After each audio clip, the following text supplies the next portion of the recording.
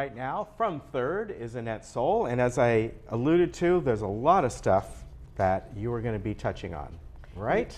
Yes, and this is the third update reporting on the Tuesday, July 18th board meeting. Right. The Third Energy Committee beat the July 21st deadline to produce electricity under the net metering aggregation program. And that was really critical because that'll save us tens of thousands of dollars a year. Yeah, well. This solar installation will pay for itself at the end of 12 years. And currently, Southern California Edison is thinking of raising its rates 5.5%. So payback may even occur sooner, which is always That's nice. True. SCE will now pay us for every kilowatt the solar panels produce at the same rate they charge for electricity produced from their grid for the next 20 years. And the people we need to thank, the kudos go to Directors Bert Moldow and Director Steve Leonard on United, who worked hard for 2.5 years on this project. Yeah, they did. Yes, they did. On Tuesday, August the 1st, will be the Energy Committee meeting starting at 9 a.m. until noon. Director Bill Walsh is the chair of that meeting, and of the Energy Committee. And then it will be meeting in the Sycamore Room in the Community Center. So we do ask residents to please personally attend and bring your energy questions there. Okay. Because some of the residents have great questions.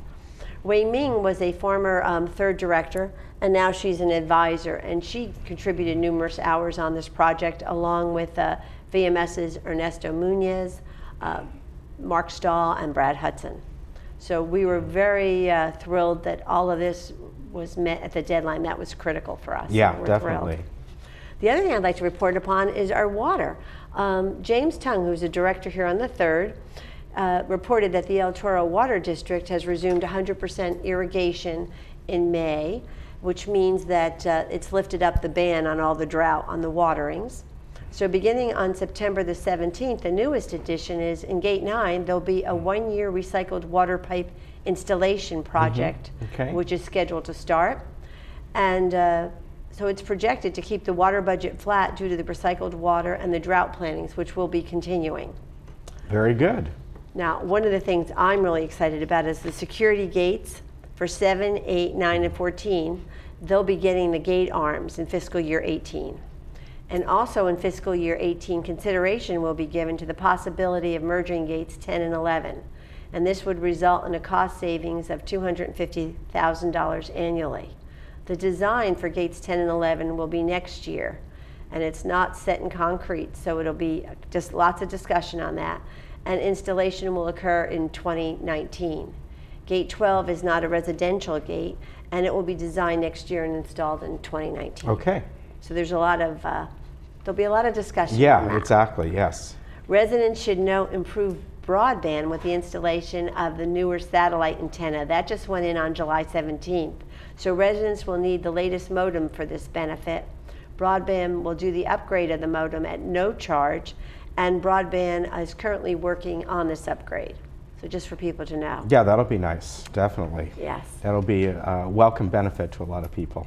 I think so. Yeah. Property Services receives 48,000 calls plus 8,000 contacts, and that means walk-ins. And that doesn't include the gate access data. So VMS reports the characterization of all phone calls is available, meaning how many calls are moisture intrusion, how many are member services, whatever. But the most important thing for people to realize is all those calls that are incoming are recorded, and some of them are used for resident services. So I just wanted people to, resident services personnel training. So I just wanted people to realize that when you do call in, the calls are recorded. I believe they are working on putting up some sort of notice to let people know. Okay, very good. All right? And that's a common practice for a lot of different call-ins, businesses and hotel reservations and all kinds of things are recorded nowadays. It's very common. I think everybody should assume that when you talk on the phone, it's recorded. Right, I think that's a safe assumption nowadays, especially when it comes to a service. Yes, exactly.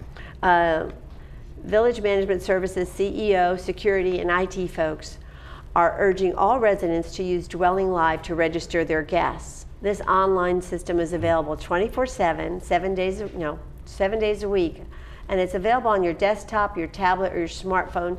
And the easiest way to really do this is to register your guests online by visiting lagunawoodsvillage.com and clicking on guest registration link at the top of the page. And once there, you're presented with the login page. Simply use your email address of record and the default password to get to your guest information in order to access your guest information and enter it. But your default password is your resident ID number, which is on your ID card. If you don't know your email address on file, or you want to make a change to your information, please contact Resident Services at residentservices@vmsinc.org or call 949-597-4600. IT Director Chuck Holland indicates that this service is being used less than 20% of its targeted usage, so it's totally underutilized, and residents are urged to use this app for greater efficiency. Yeah, definitely. I know that the people who have used this just love it. We use it and it's wonderful. Yeah. The only thing I do tell people is your guests should know your manor number and your unit that number. would help. No, when they come in by the gate, that would help significantly. Yes. And then the VMS stated that the preferred method of contacting resident services to call in for a service basically is to call in. If your issue is not an emergency or you have not been contacted within 48 to 72 hours, then do a follow-up call. We have some people calling resident services 5 to 7 times a day for a non-emergency issue, and the only thing that does is increase our assessments and waste staff time. Yeah, okay. So I ask people to refrain from that. I attended the GRF security meeting, and was reported by the security director, Tim Moy, on the success of the bike patrols. And the implementation of the bike patrols, it allows more flexibility. They can get around in the community. So that's a good thing. The gate arms at gates 5 and 6 are eliminating gate runners on those gates, and everyone here is concerned about security. So as I said earlier, the security gate arms that will be installed for fiscal year 18 in gates 7, 8, 9, and 14 are very important. Yeah, definitely. Now you're on the traffic committee, right? Yes, I am, and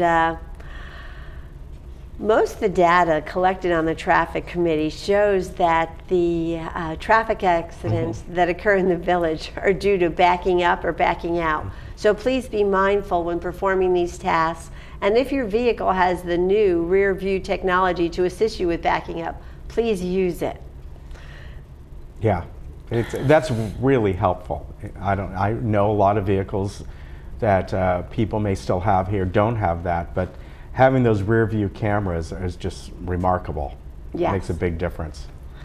VMS now has an appointment system set up for manor alterations.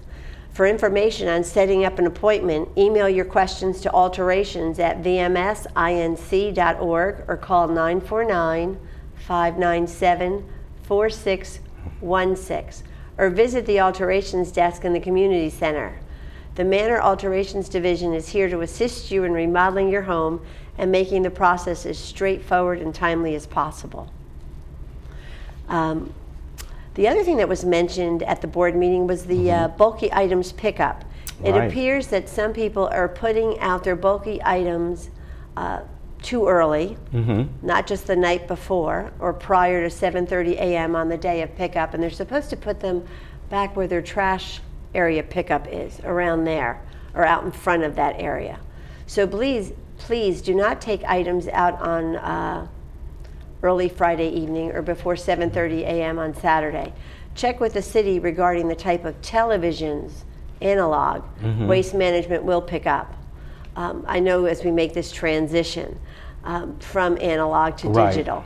I do know that Best Buy will take your old analog television set for free and they'll recycle it. However, you need to bring it down there. They will not come and pick it up. Right, exactly. And I know a couple times of the year that the city puts on what they call e-waste program, which would take any kind of electronic equipment, doesn't matter what it is, and you can bring it to the city.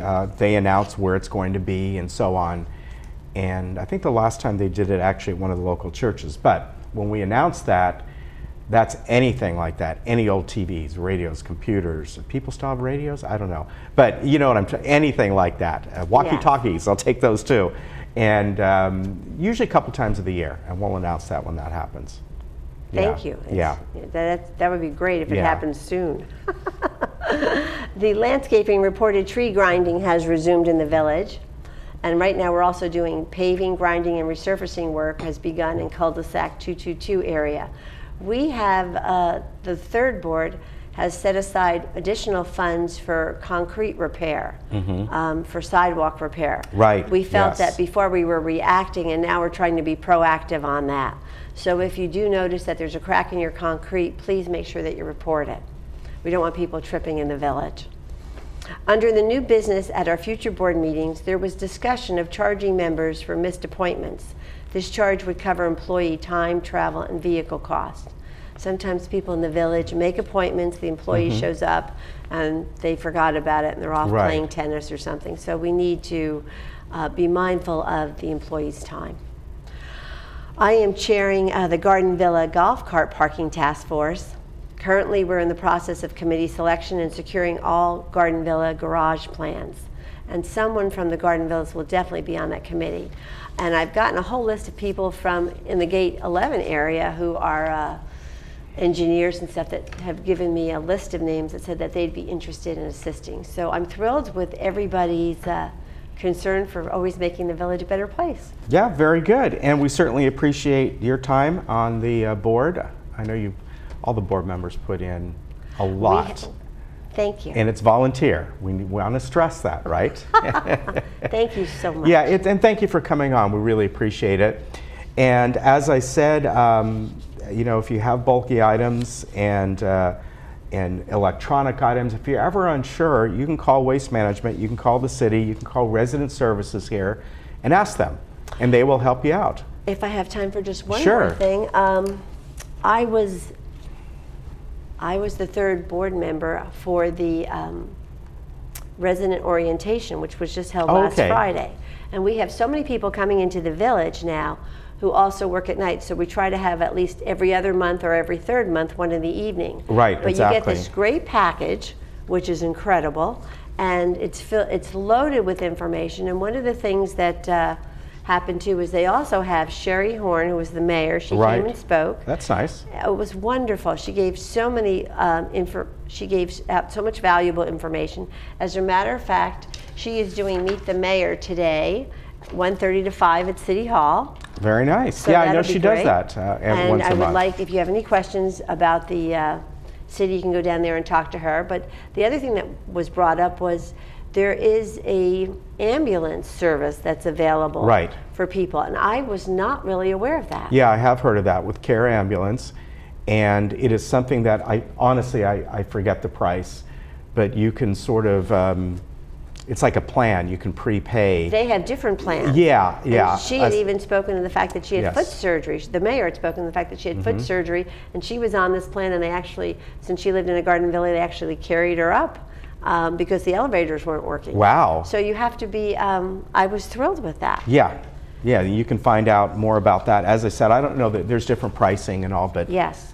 And then if you go down to the city too, they have all sorts of brochures on residential bulky item pickup, and then Chief Moy puts out a thing called Avoid the Scams here, which is invaluable. And with the new modem and the box on TV6 Guide, this will now be on the digital box, and this will be eliminated this cost to the community. Very good. Good to see. Thank you very much. You're welcome. And we have to mention that Annette brought her lovely granddaughter here today from the Bay Area, and you can come over and say hi. Here, stand right here. There she is, and Alexa, right? Yes. Great to have you here Kim today. Bernard. Yes, and nice for you to visit. And she comes for I Come from the Bay Area up there in the San Francisco area. So and she's actually wearing a top that I made in the sewing room. Very nice, looking good. And you can wave to the camera too right there. And there we are, and we will be back in just a moment. Good to meet you.